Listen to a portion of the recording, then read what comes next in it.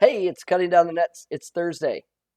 Coming off an actual losing day, so I don't know what the kids say. Is it smash the dislike, unsubscribe? I don't know. 1-2. Got blitzed by the Missouri Valley teams, and Dayton manhandled a shorthanded VCU team. So still a good year, still a good week. Again, if you're new here, I'll cover a lot of games. Bet Stamp is where you find out whatever I played. It's free. I don't even think you have to sign up. Just search for CDTN to see what plays I made. And then you can also see that everything I'm showing here for records, wins, and losses against the spread is verifiable on BetStamp. If you are getting advice from anyone else that is not transparent about wins and losses or tracking wins and losses, run away. So, what we do, let's get to the games. So, Paddy is our efficiency model. I don't want you to think of Paddy as some mythical model or system. It's basically scoring margin adjusted for opponents and pace, and I weight recent play. It's not all that complicated. So let's get to the games. You'll see a Paddy number here. A minus sign means the home team is favored in that example. If there's not a minus sign, it's the road team, which is the top team. So top team, road team, bottom team, home team. UCLA, Arizona. First game, UCLA pummeled Arizona by 15, but shot quality had that game much closer, maybe even an Arizona win. I don't remember if it was a win or not, but basically saying the outcome was fairly fluky. Arizona did have 21 offensive boards in that game. I'm not betting this game, and here's why. This model is based on results that have happened. That's why it's showing UCLA as having a lot of value here. Two, UCLA is down at least. So Jalen's out. He has a concussion. But then Juzang had COVID. I don't know if he's back. And Jaquez hurt his ankle, came in the game, re-injured it, left for good. I mean, a lot of question marks there. So if the model is leaning me on the UCLA side with personnel issues and the fact the first game was fluky, I will be sitting that game out. San Francisco at BYU. On paper, these teams are fairly even for the year in shot quality. I view San Francisco as the more complete team. San Francisco has obviously blown some big leads, and I think the market could kind of sour on them because of it. There's no clear matchup edges here. This is just recent play has San Francisco as more efficient. What I'm hoping for is that this 2.5 that BYU is currently favored by goes closer to the KenPom line before I take San Francisco. An orange game here, Boise State at Wyoming. It's close. Both teams situationally are just off lots of wins. I just assume people are going to back the home team here, and I think it's a tight game. So I'm hoping for more points. I don't know if they'll come. It's it's kind of similar to the Dons versus the Cougars. It's just like I just view the Broncos as a more complete team. But man, I love me some Hunter Maldonado. Okay, Oregon, Colorado. These teams played, and from a matchup perspective, I would expect a turnover edge for the Ducks, a rebounding edge for Colorado.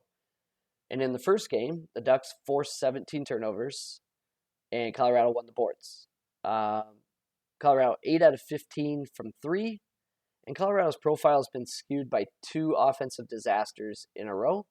But they've had 4 of those in 7 games. So at some point, we're not talking outliers. We're talking like this team may not be good offensively. And so I have Oregon by 5.5. They're currently laying 1.5, but KenPom is 1. Not in a rush to bet that game. I'm curious to see where the market goes. If I lose value, I'll sit it out. But if people start backing the Colorado side, I'd be interested in the Ducks. I've been waiting for a good spot to bet against Stanford forever. I have it, and then the books did us no favors. Wazoo 62 in shot quality, Stanford 117. Wazoo 12-7, but shot quality says, yeah, that team should be 14-5 based on the shots they've taken. Stanford is 13-7, and shot quality thinks, yeah, that team should be 8-12 based on the quality of shots they've taken.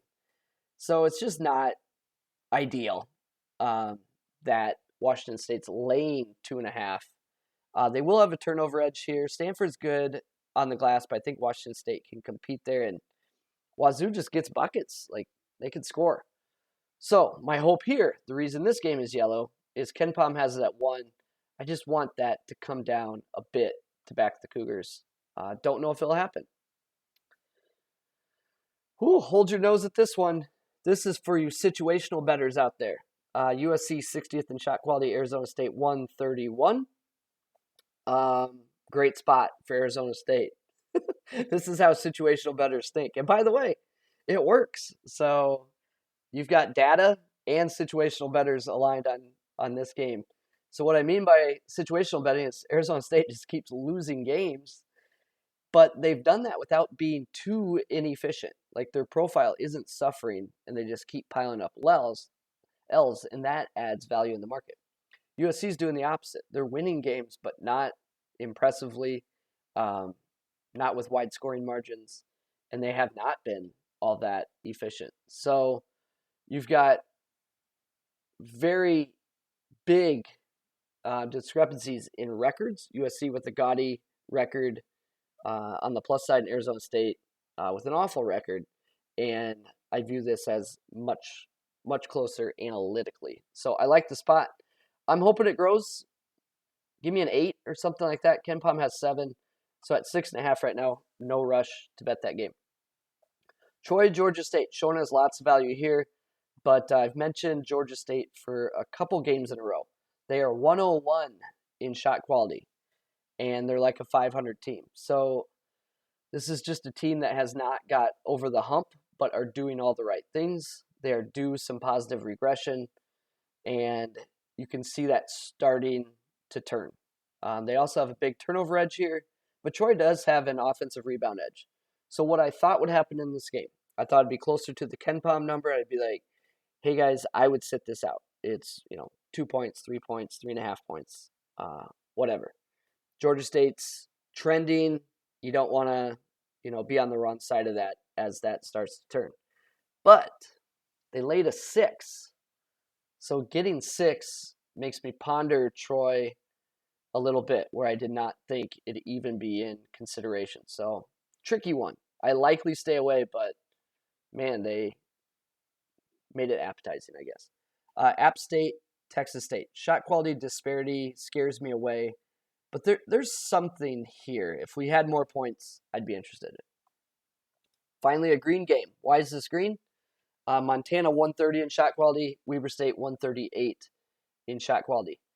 From a turnover and rebound profile, these teams are like identical. Like, don't turn the ball over, but force turnovers. Don't crash the offensive glass, but do perform really well in the defensive rebounding end. The only matchup concern I see, and it's not huge, is just foul rate for Montana. That doesn't line up with Weber State very well. So both teams have played well. They've been efficient. Weber's getting it done from 3, where Montana has not done it that way. So that also, I think, adds a little bit of value to Montana. So you have close shot quality, matchups, pretty neutral. Paddy says 3, getting 7.5. I think it's down to 7. Yeah, I'd be fine going down to 6 in that spot. Kennesaw State, Eastern Kentucky. Shot quality has these teams nearly identical. There are no clear matchup edges, but this is mainly shown as a play because in the previous game, Eastern Kentucky gave up 1.5 points per possession, which is really hard to do. So I would play this at a bigger number, but at 4, I think it's a little thin because that Paddy number of, negative 0.5, if EKU hadn't completely blown up defensively last game, maybe this is like a 1.8, so that it's just thinner is all I'm saying. Gulf Coast, Central Arkansas, that's a no based on shot quality. Oregon State, Utah, that's a no based on situation. Utah's lost 10 straight, a lot of which didn't have Carlson, their best player, so that's just a pass for me.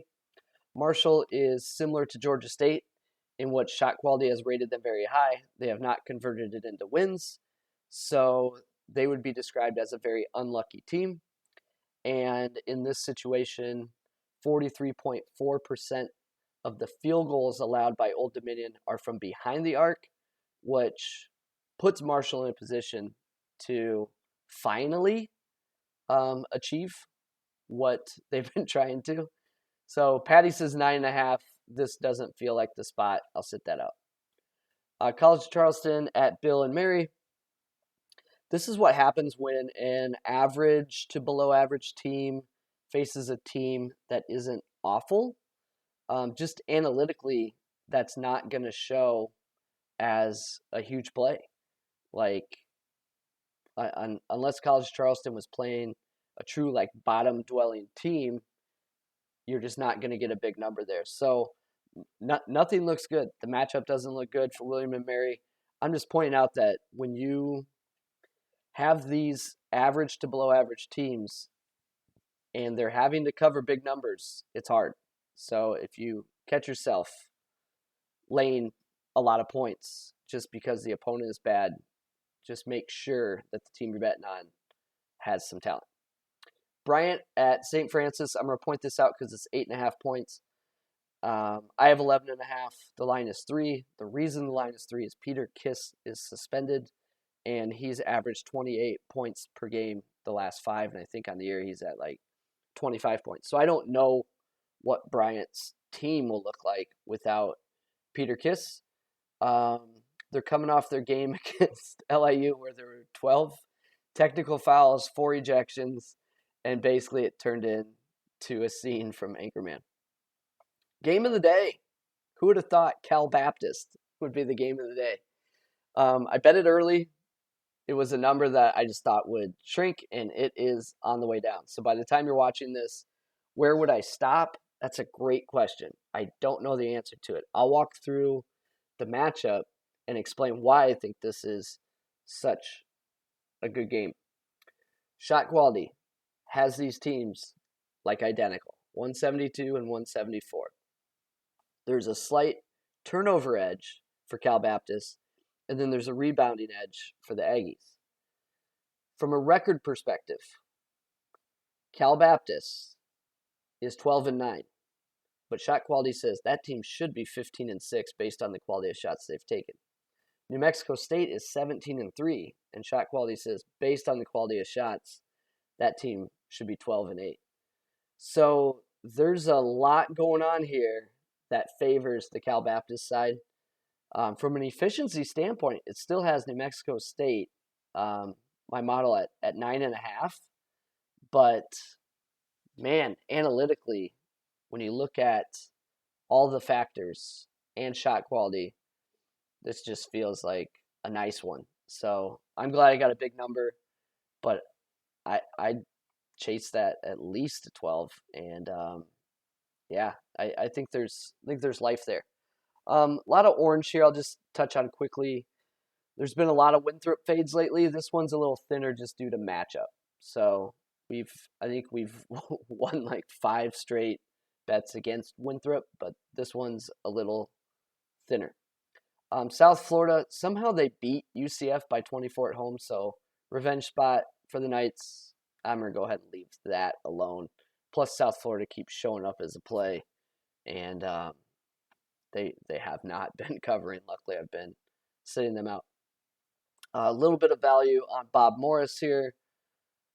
Little bit of value on Long Beach State, but I don't want to lay points. Little bit of value on Arkansas State, but I don't want to lay points.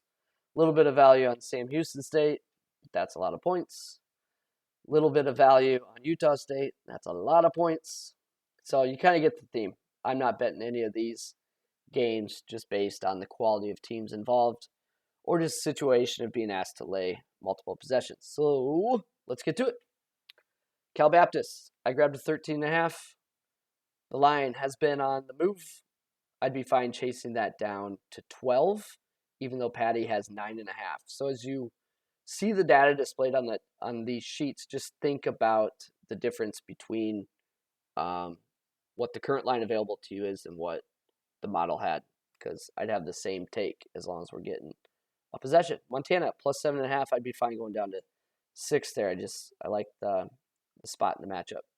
These next three, I'm just really monitoring and hoping for better numbers. I like the San Francisco side, but we'd only be getting 2.5 here. KenPom's 4. Wazoo, I like that side, but KenPom is 1, so maybe we don't have to lay as many if we're patient.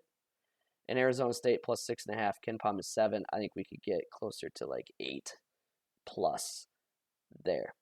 Here's the deal with line movement. I'm pretty good at predicting which way it's going to go, but I'm not perfect. And if it doesn't go the way you want, the easiest thing to do is just X the game off and move on with your life. Don't stress out about it. Don't live with the FOMO. And then finally, I'm just monitoring the Boise State, Oregon, and Troy lines just to see if more value gets added. Anything I do decide would be on BetStamp. This is Cutting Down the Nets. Thanks for stopping by.